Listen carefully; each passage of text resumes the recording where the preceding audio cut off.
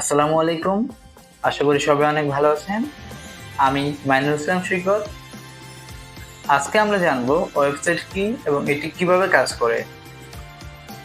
Website হলো ইন্টারনেটে থাকা একটি ডিজিটাল প্ল্যাটফর্ম যেখানে বিভিন্ন ধরনের তথ্য, সেবা বা কন্টেন্ট প্রকাশ করা হয়। এটি একটি বা একাধিক ওয়েব পেজ নিয়ে গঠিত।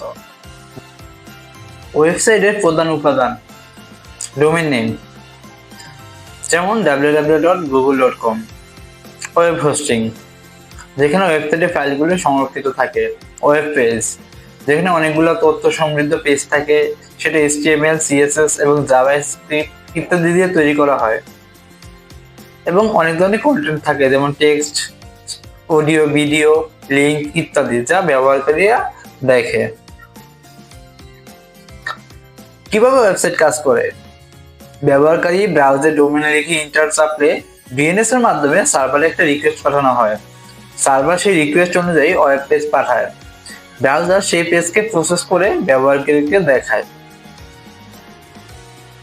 আর এভাবেই একটি ওয়েবসাইট আমাদের তথ্য এবং পরিষেবাগুলোকে সংযুক্ত করে এবং তা ইন্টারনেটের মাধ্যমে পরিচালিত হয়।